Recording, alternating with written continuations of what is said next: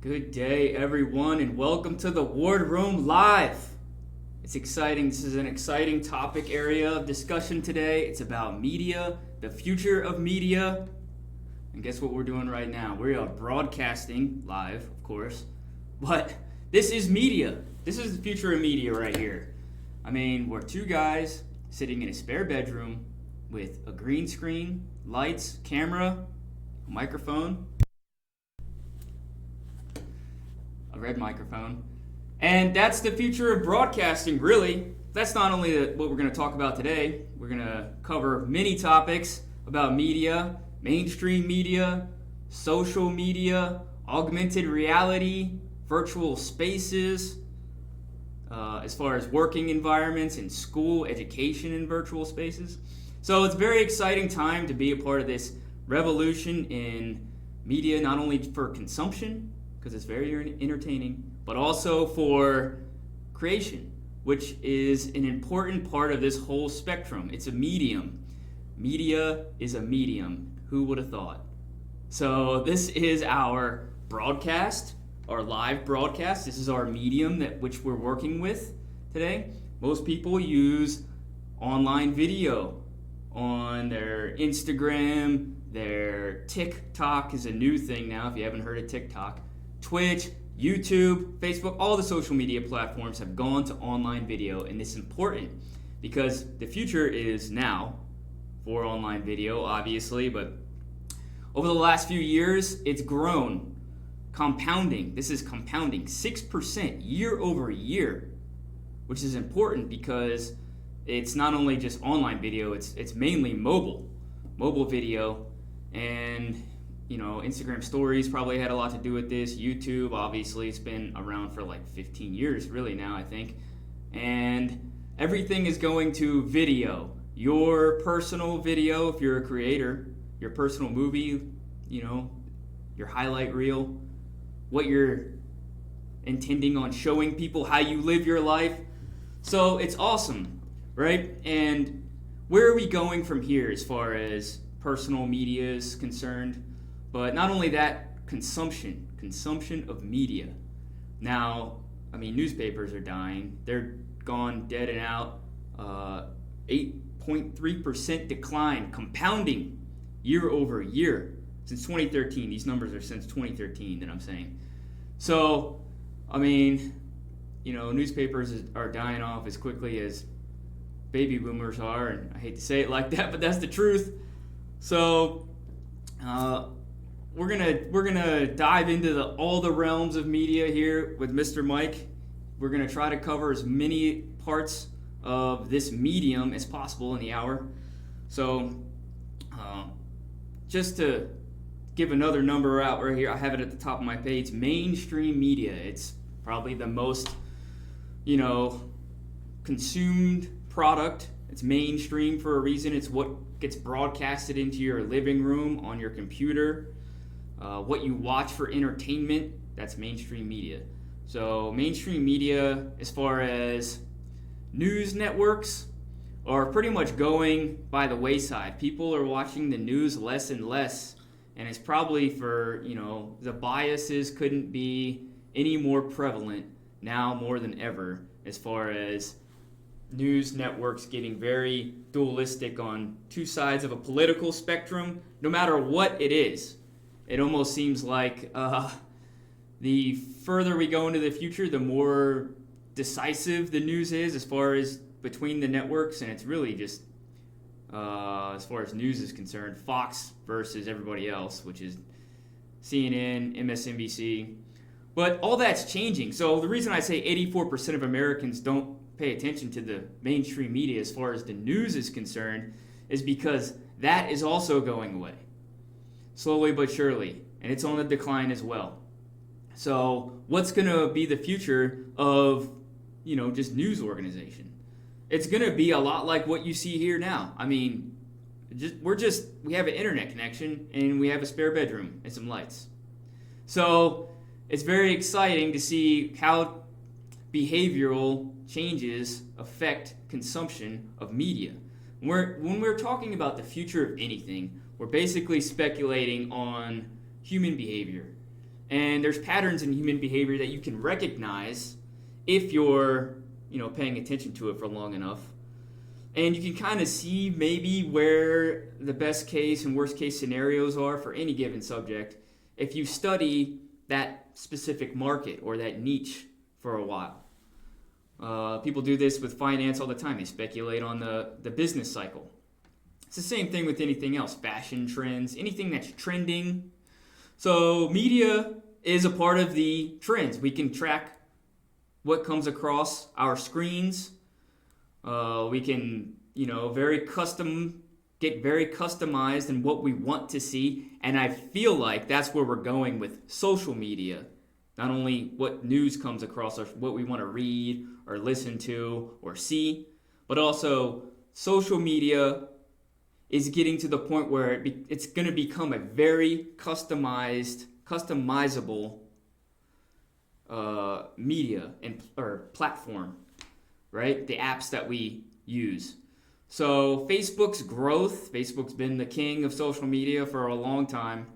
Their growth has been stagnant over the past 2-3 years. So they're doing anything that they can to bring in new users. So, they're a for-profit company, right? The profitability, they have their stakeholders as their, primary reason to do business now. So, they bought Instagram out. Instagram was maybe the closest thing to a town hall when it first started. These social media platforms were town halls where anybody could go and have an equal say in the event. In this case, a platform, the social media platform. That's no longer the case. They've killed it with algorithms, right? You'll see, if you follow 1,500 people, you'll see the same 60 people's stuff first.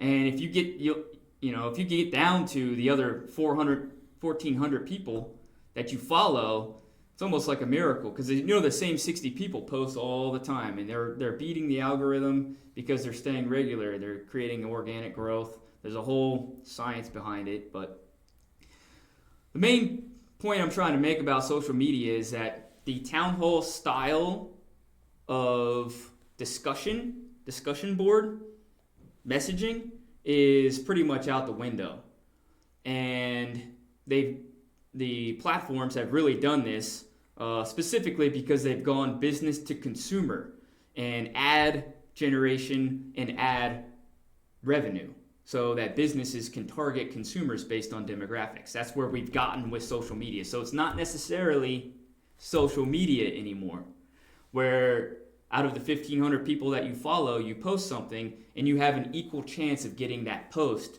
to all 1,500 people. It doesn't work like that anymore. Twitter probably is most natural form of social media now, but it's changing as well.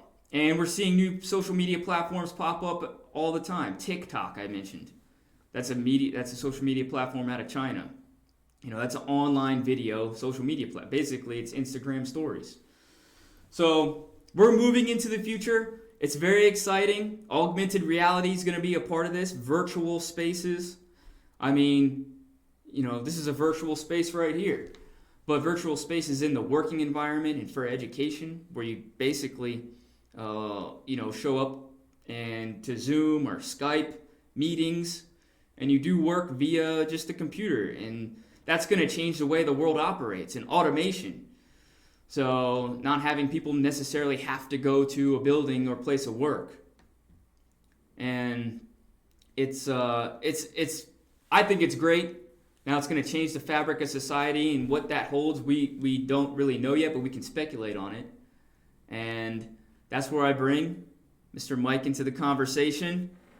All right. And make his points known about this, and we're going to cover a lot here. So, well, Mr. Mike, you have the floor. Again, I'm happy to be here.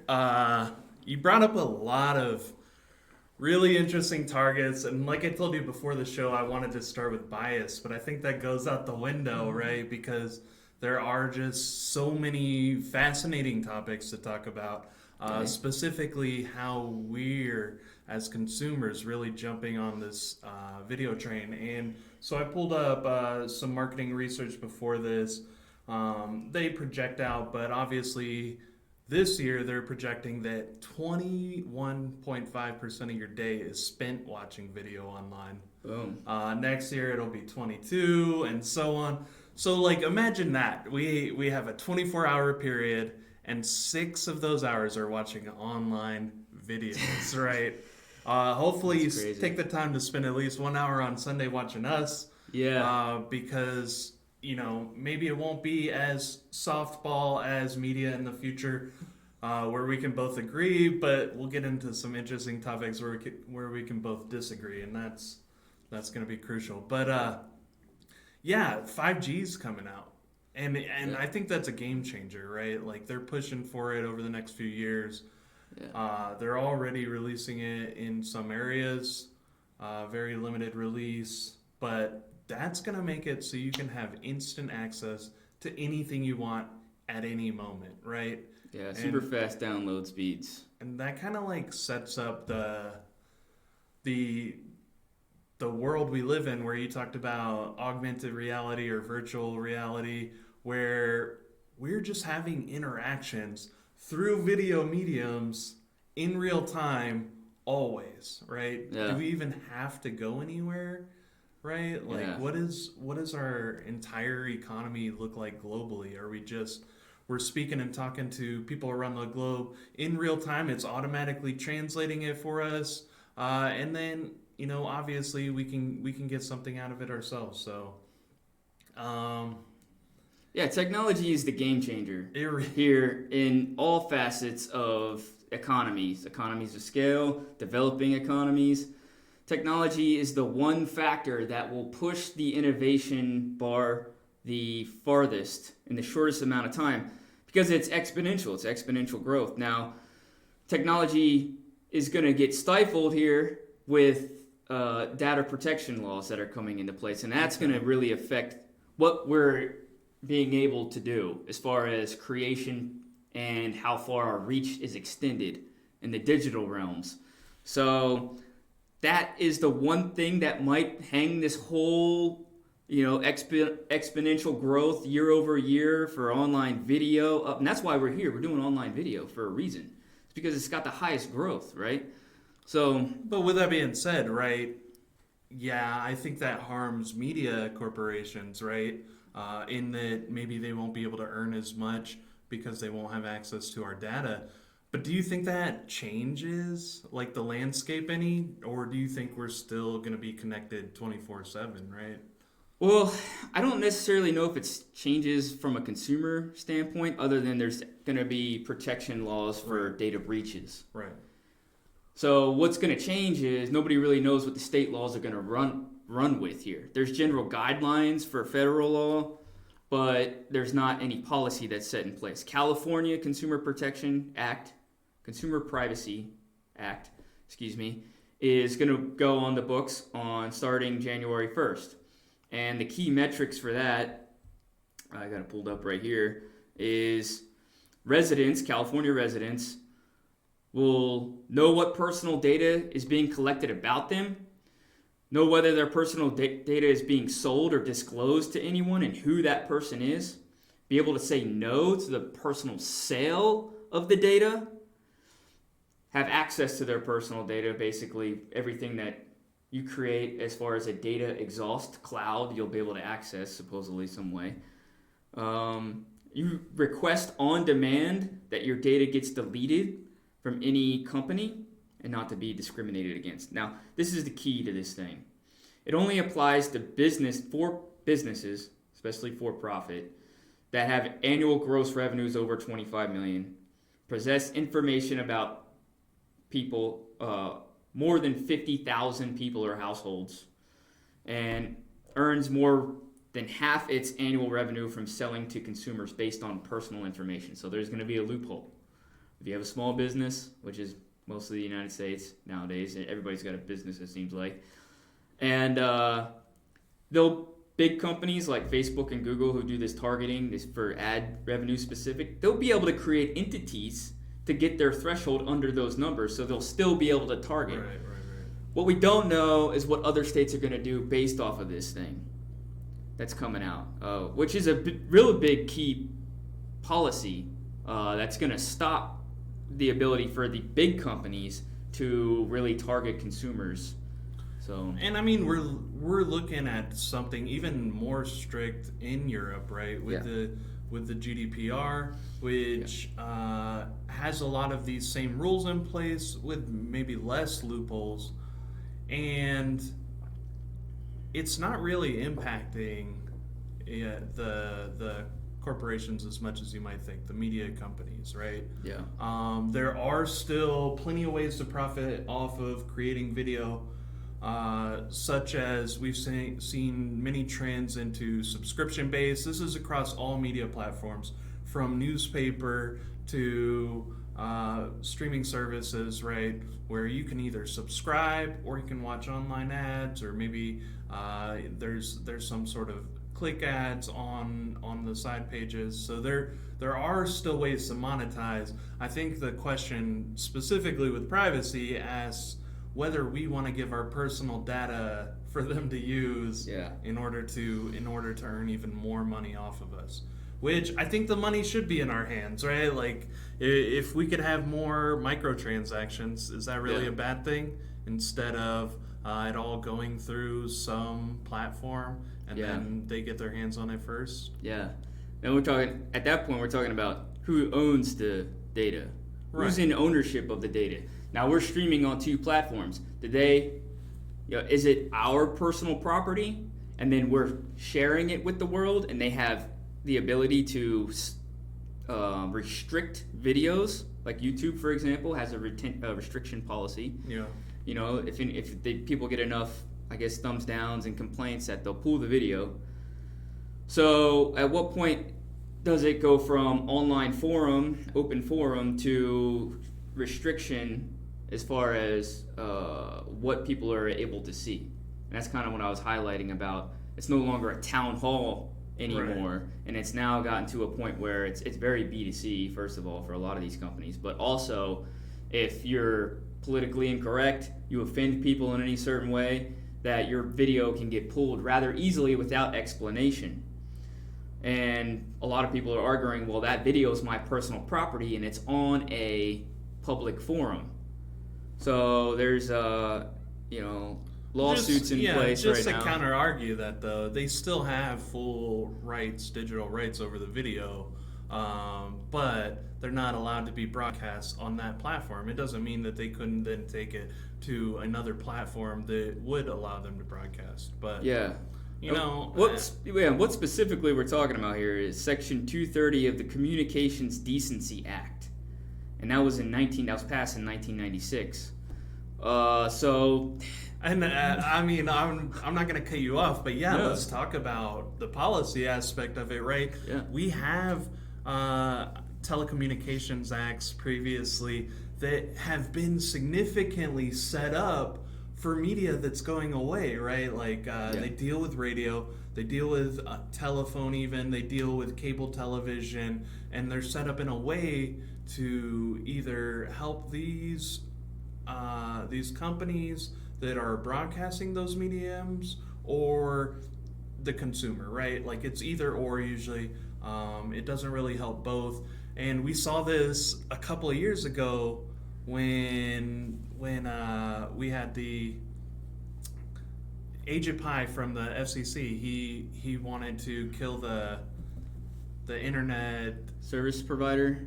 No. He wants to help the internet service providers, but it's like that internet freedom. Right. Do you remember what it's called? I know what you're talking about. I forget. We'll but get back the to FCC it, wanted to kill the ability for you to not pay for free services like YouTube, right? You can, like, who owns the right to... I'm talking about the classification of internet as a utility, right? Right now it's seen as a service that's for-profit, whereas if it were a utility, it would have to abide by strict pricing regulations, and it would have to provide access in an equal way across the board. They wouldn't be able to hold certain prices and price points in certain areas, right? So. Yeah. Well, we're already seeing that naturally, though, because, like, take Twitch, for example. You could have subscribership, right? Where you pay for extras or whatever, and that's that's basically that's a way to have monetization for creators, right? That's why I like the Twitch platform, because it's a lot easier to get some sort of monetization from creation over YouTube, right? But what the key point is that this law, this Section 230 of the Communications Decency Act, was really put in place for open online forums for town hall, like chat forums in 1996. So it was maybe cutting edge, but nothing has really changed since then other than data protection policy, and that has more to do with consumer privacy and data breaches. So we're kind of in unknown territory, and the market has naturally funneled itself into a way which I feel like has kind of killed the traditional open forum. And now you still have access to it as a creator, let's say, because you're creating posts, but it's stifled in, you have to beat the algorithm because you have to post every day, you have to do it organically, or pay for advertising space for people to see your posts. So the companies have naturally evolved into this B2C, and they use your data as a user, right? You're a user on these platforms to drive advertising revenue by letting companies buy the data to target you for your, what you want to buy. So, yeah. And just to clarify what I was talking about, net neutrality, right? That's what I was talking about. But not to get off topic, it's like we're also, and you mentioned it for education purposes, you mentioned it in the world of business, right? We're in these spaces. There's so much opportunity to use it, not necessarily for profit, in a way in which everything becomes online, audio-visual representation of the world, right? Potentially maybe less paper. And I have a few ideas about this, specifically in the realm of like science and technology research, right? And how we could use it. But I was in my internship class over the last week, and what was funny about it was they made us record a video interview where we were applying for a job, right? Yeah. And it kind of just clicked in my head that, screw the resume, right? Screw all of this in front of me. Why aren't we doing this? Why aren't we just speaking about what our capabilities are in a video format, instead of somebody trying to read through or sift through very key details? Sure, that's good for algorithms. That's good for companies to try and figure it out without actually reading it. But then they watch a 30-minute section video, and they're getting the same value while not necessarily having to read it. There's a lot of applications, right? I'm glad you brought that up, because not just the virtual space, but also the way that interviews are conducted. Those videos, Mr. Mike is a grad student, by the way, so that's why he's in an internship class. Yeah, even though you look old as fuck. I am. I'm doing my master's of public policy and dabbling in the realm of science and technology policy. Yeah. So I know that's boring, but I do like to talk about a lot of the innovation markets and see how we can better serve our society through making practical changes without necessarily screwing up the markets, right? Yeah. So and then back to the point that you made about getting away from like a paper resume. Well, the paper resume is just a filter. Well, those online interviews are just a filter. They have algorithms set in place to make sure that you're saying the keyword, just like your resume, to make sure you're hitting the keywords and topic areas. Unless you're sitting in front of a person, because I've done a few job interviews where it's the online one, and you literally, it's recorded, and then I'm pretty sure nobody watches it. It's just, does it pass the filtration process, and then it will go to the HR personnel that'll be like, oh, they hit all the talking points that we wanted to hear. So it's just another way. It's just an upgraded version of what was already existed. But the way that media and virtual spaces is changing the work environment, I mean, for example, I live and work in Arizona. My teams that I help manage are scattered across the United States, and we meet virtually by Skype. I don't see these people in the office. They're in Dallas, San Francisco, Charlotte, and it's crazy because I'll literally spend all day in these meetings, but there's no personal interaction there. So we're getting into the point where for corporations, we are in these virtual spaces a lot of the time, especially in virtual classrooms. And it I feel like becomes a measure of efficiency, education's- right? Like yeah. it's more efficient to have these, even if you're in the same building, than to Yeah. schedule time to go down to a meeting space to build that collaboration environment and really work on your projects together. Yeah. When you could all work on your pieces individually and somehow try and tie them together using these platforms. And I don't want to get totally stuck on that, right? Like Yeah. obviously it's interesting to see how even companies are changing on the face of it to kind of adopt these new technologies. But I think really the world needs to, right? Because I imagine a world where, or at least a U.S., at least an American country that has the ability to speak to their government officials in a live stream, right? Have that Yeah. real-time interaction with their Congress members, with their local politicians that says, hey, I want you to be able to do this and do this now for me.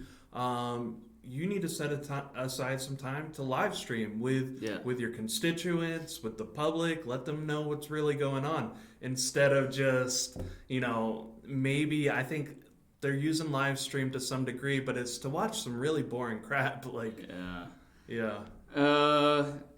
Yeah, that's a whole nother. Politicians should be doing a lot more things other than just pandering to certain people, but that's how they do it now. So, they should be able to have open town hall meetings online. No, you have to go and buy a ticket to their town hall at a venue, and they're gonna probably make sure that you're not asking anything stupid if you get up to the mic. But I do agree with that. And I guess the real point I was trying to make about virtual spaces that we're talking about human behavior here and interaction. And you brought up it's more efficient for businesses to do this. Well, isn't it more efficient for all sorts of other aspects of society to not necessarily have to be somewhere to do something? Like, you should work is one, right? Education is another big thing. But we're going to start seeing these virtual spaces kind of even more now than ever with, the exponential growth of online video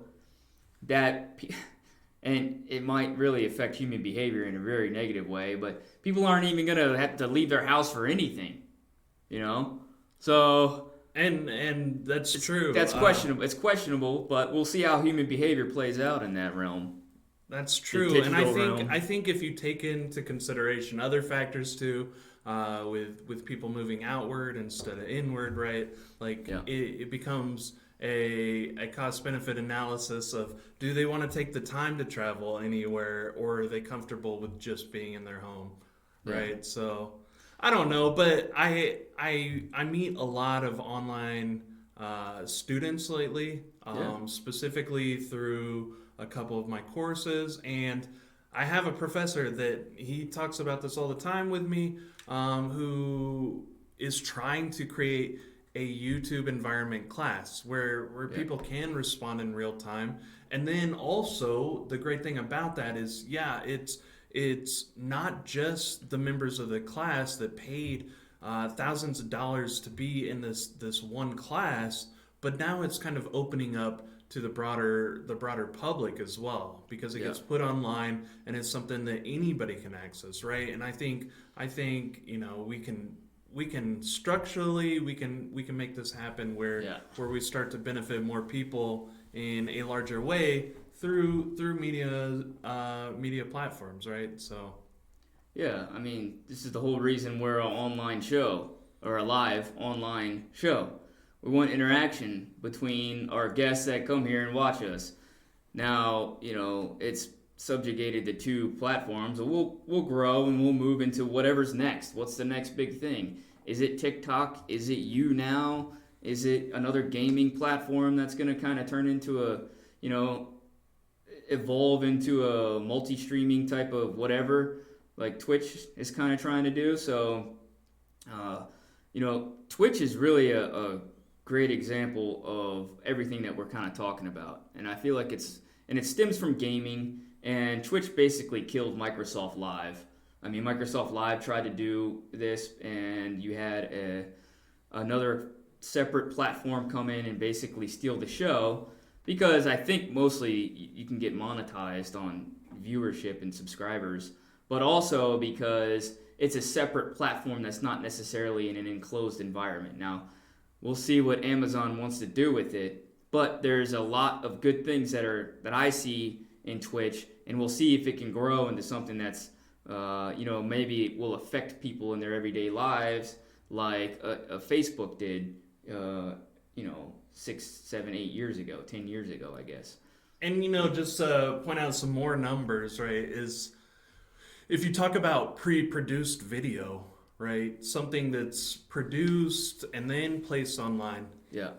Even now, currently, live streaming is watched 3 times to 1, right? Okay. So people are watching 3 hours of live stream video, regardless of what the subject area is, compared to just that 1 hour of produced video. So I think a lot of it has to do with the interaction, right? The building of communities. I think that's strongly important in media from here on out, because people don't want to be told what to do, what to say, how to think, right? Which I think is the problem with, and let's get to mainstream media, the CNNs, the Foxes, right? They're telling us what to think, right? Yeah. And that's deeply saddening, first of all, but also a little problematic, right? Is that if everybody wants a way to really fit into a community, and the only option out there is that, and we're talking about media communities, right? Not necessarily like your local political communities. Oh, okay. Yeah, but you want the ability to be able to have a voice and facilitate some discussion, rather than just be listening to those talking heads, right? Yeah. And that frustrates me, because you talked about propaganda, right? Like, and while I think propaganda is a specifically straight state-run thing, because I actually did some propaganda while I was in the Army, there are so many similarities from state-run propaganda to these large corporations really going into the analytics and into the psychology and even the behavior of markets, right, or of consumers rather, and trying to figure out what they're thinking so that they can get an effect later. And that's kind of a crazy thing to think about. I think mainstream media is on the down and out. The viewership numbers are down. People that do like political pundit type of work on Facebook, Instagram, that's really the main things, I guess. Twitter, they have more viewership than CNN does, like over their like broadcast and a post. If they release it at the same time, the Instagram viewership, that's Instagram, that's not Twitter, has more views per hour than the actual news supposed news channel.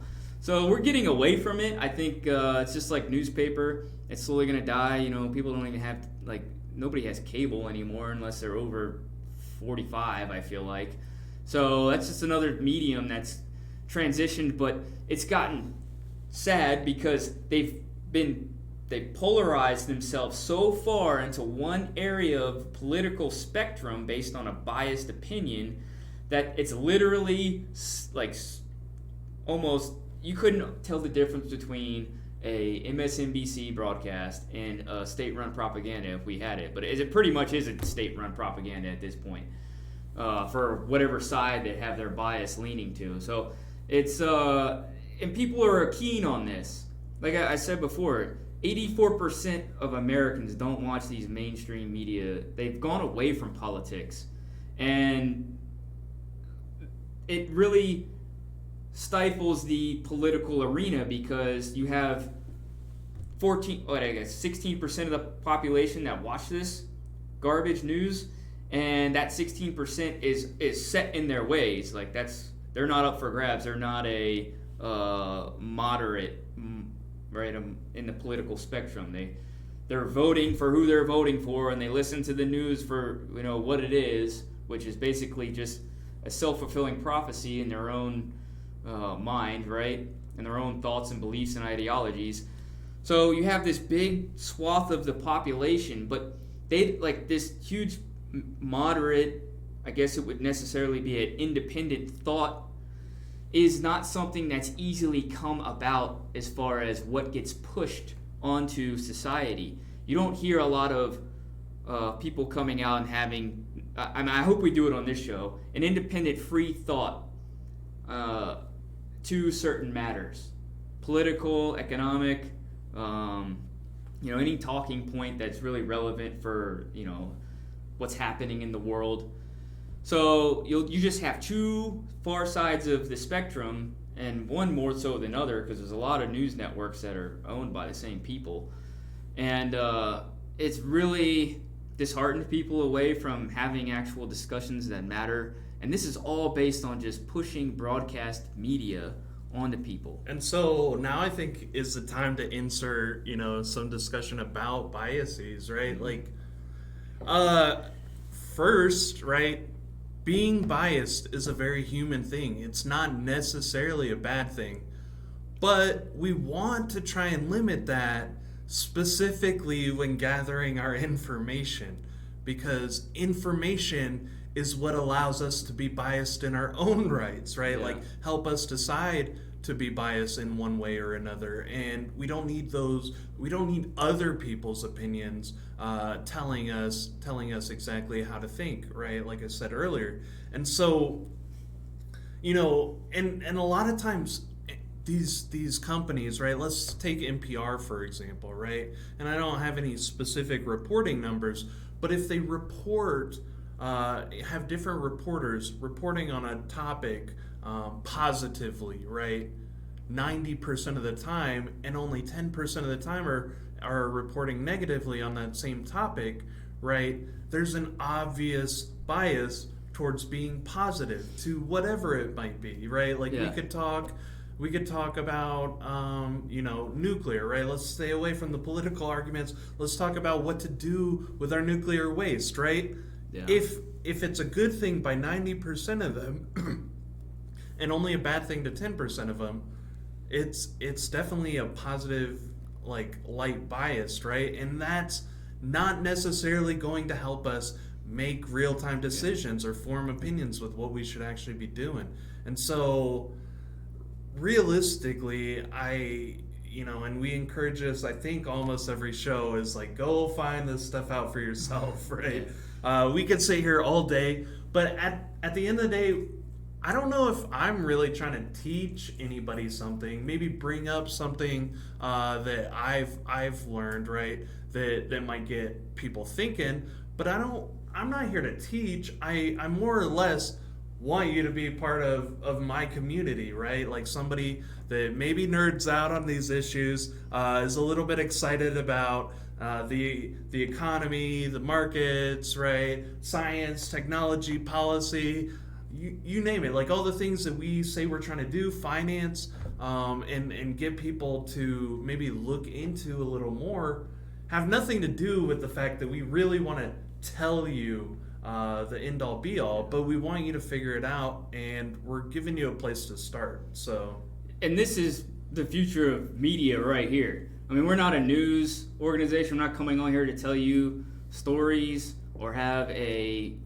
highlight reel of what's happening in the world. We're here to have difficult conversations, and I'm glad that we're doing this future of media show, because we're literally embodying what we feel like the future of media will be, which is live interaction, very one-on-one. Like we have chats up, ask us a question. This is a live show for a reason. And I feel like that's where people are going to sway towards, away from mainstream media, not like it's even there really anymore. But that 84% of the U.S. population, these are U.S. numbers, but might as well be the world, are going to sway into a more customizable experience for not only their news or their thought or their ideologies that they believe in and feel like they should be a part of a community, but also for their consumption of social media. People are going to want a more customizable experience. And I don't think that companies like Facebook or Twitter are going to be able to create that for them because they've already gone too far into the business aspect and realm of things. So that's why we're seeing all these, we're going to see a lot more social media platforms come and go. But what's really, I feel like, is specifically going to stick is going to be somewhere where you can put some walls up. Not necessarily the creator, but the user, the person viewing, can really fine-tune themselves into a area like the Wardroom Live. What do those guys talk about? Oh, we're challenging the thoughts of our viewers on the way society operates, really, and we want, Q&A. So if you like that sort of thing as an open forum, then you'll gravitate towards it, or whatever that you like to consume online. But it's going to be very customizable for you, more now than ever, and it's going to grow into that. And if I think that Facebook's slowly going to die. First of all, Gen Z, they're not on Facebook. Their parents are on Facebook. Right. No 16-year-old is going to be somewhere their parents are hanging out, right? So what's going to be the next big thing? Is it TikTok? Is it YouNow? Those are online video platforms for video memes, I guess. So we'll see. It's exciting. It's exciting to be a part of. And I think that's true. Like that generational thing that you mentioned is true of every media platform to date, right? Yeah. Before the invention of radio, it was newspaper. Everybody went to newspaper. They read the comics.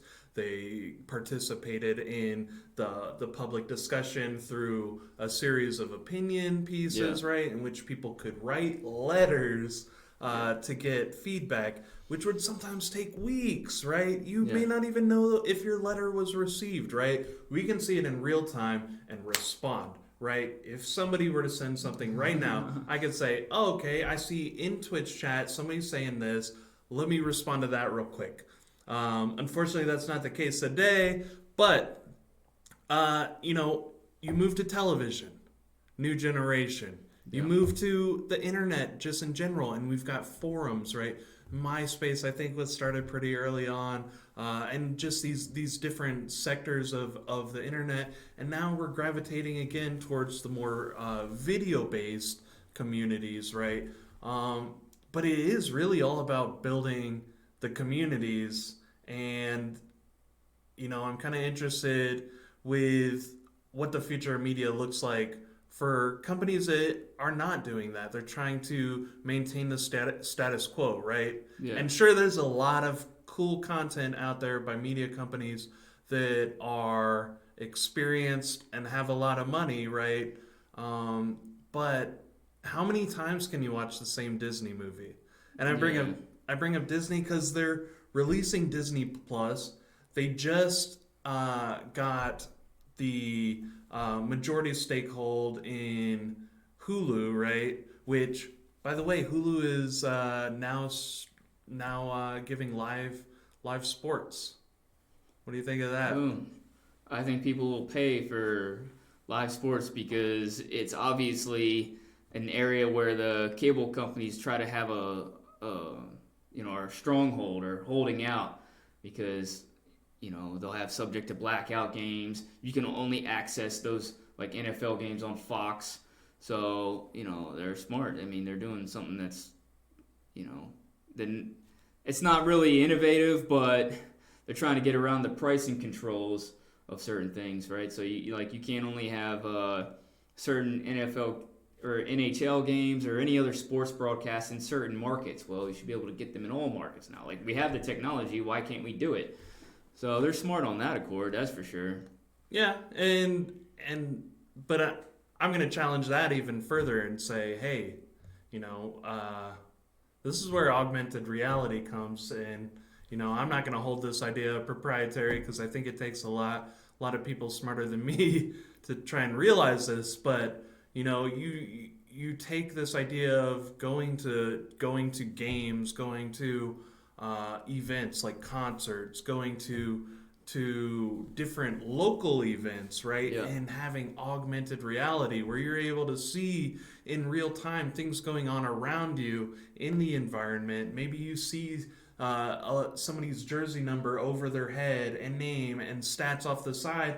By wearing a pair of augmented reality glasses, you're able to see what's in front of you, but also kind of some of the data pieces tied to that. And I think that, you know, if we're talking a little longer off into the distance, that's where we bring in this augmented reality piece, and maybe even like full virtual reality. But it's getting there. I mean, it's going to happen. One thing that exists now is silent concerts, where you go and you put the borrowed headphones on. Have you been to one? No, I kind of want to go though, because it sounds really cool. You get like the authentic studio sound in your ear instead of live sound. It's different, right? But also, like, that's a prime example of what Mike's kind of talking about, and that's sound. But that exists now. So we're talking about augmented reality. We're not talking about virtual reality where you put the headphones on and sit in the goggles on in your living room. We're talking about it will entice people to go to the events and be a part of this live thing. You'll be able to see like a baseball pitch, like the miles per hour, right on your sunglasses or your lens. So, you know, that's a future of media that's going to happen. I feel like it's, you know, only a matter of time. And that's going to change the way people interact with sporting events and other live venues, concerts, right? But you'll be able to get augmented reality outside of those events just from, look, I mean, you think you're going to carry around this cell phone in 20 years? I don't know. Let's hope that. I mean, maybe it'll be 11G by then. Maybe it'll be 11G by then. Maybe we'll have Neuralink by then. You can just download. Right. But I don't know.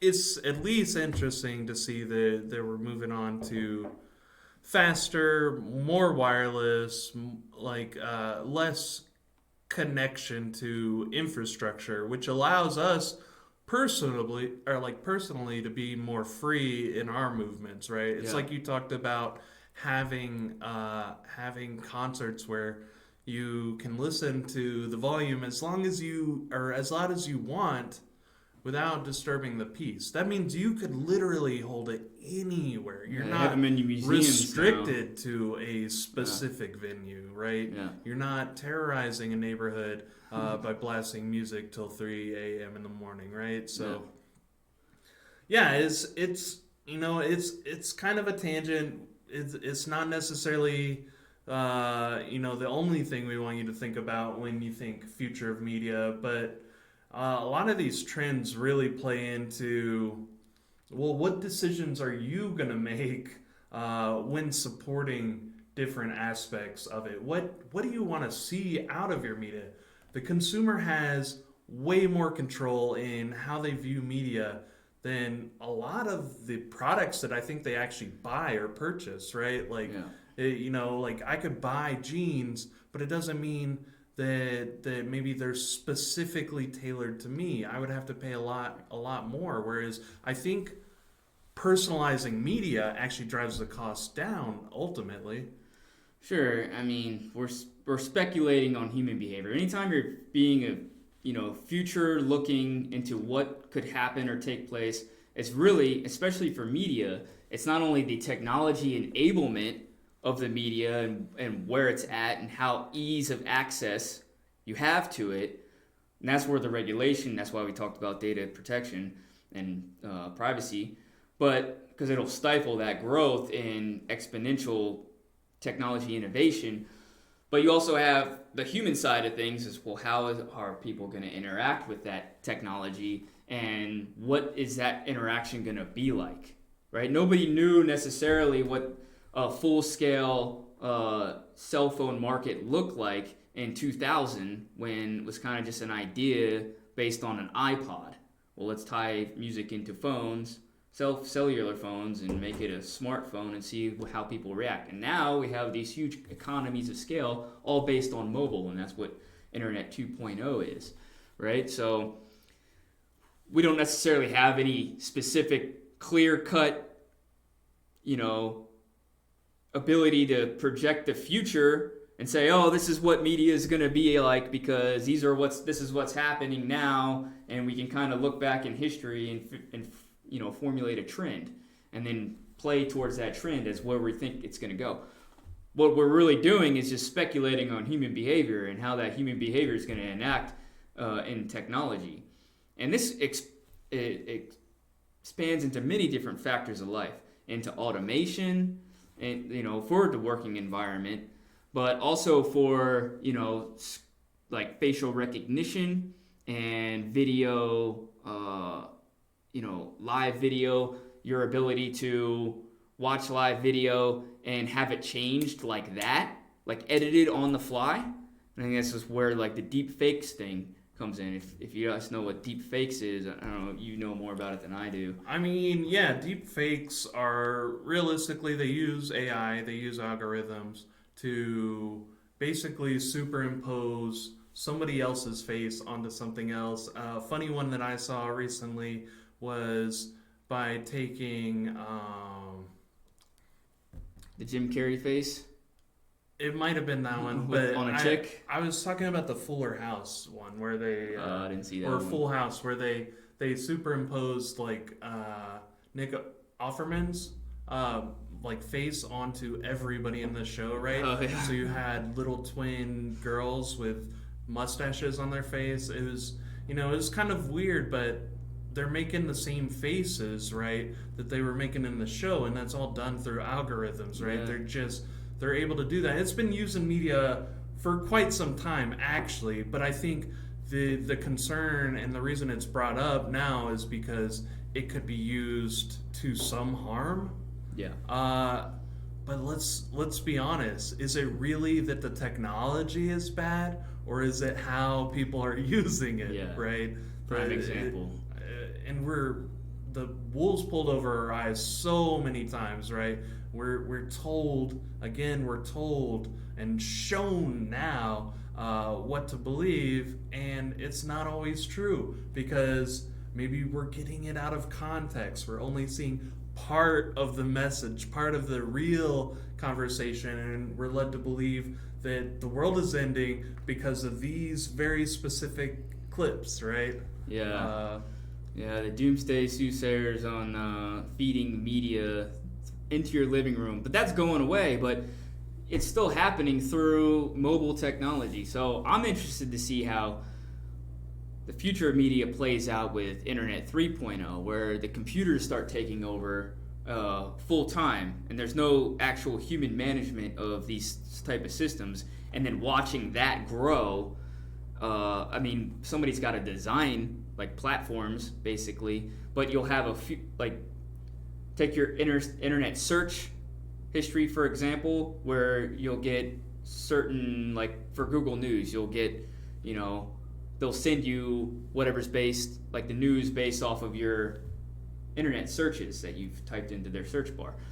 But that's like an algorithm that's figuring it out, but it's going to exponentially do that on all sorts of platforms, especially if we're talking about augmented reality or virtual spaces, and how's this automation and technology enablement going to change human behavior when a machine is directly taking over every part of the experience that you're consuming.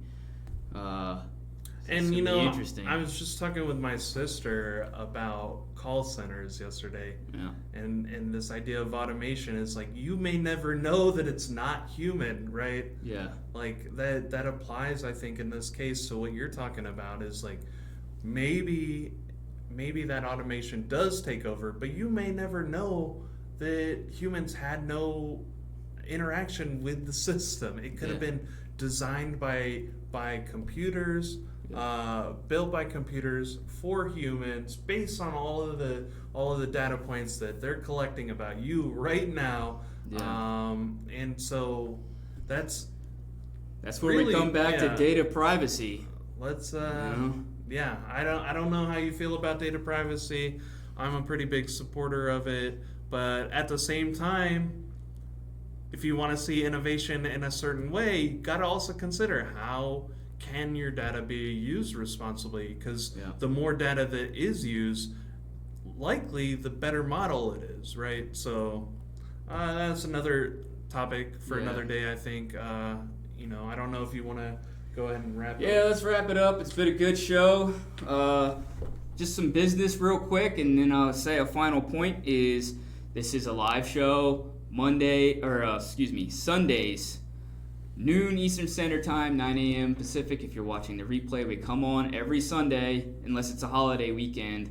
And this is live, so we can have interaction. Please, if you're watching the replay, leave a question or make a statement in the comments section. We'll address it on a future show, or we'll type back. Obviously, we'll respond. And then come to the shows on Sunday and then ask us a question. There's going to be a Q&A. Like right now, we're getting to the point where we're winding down the show. If we had some questions,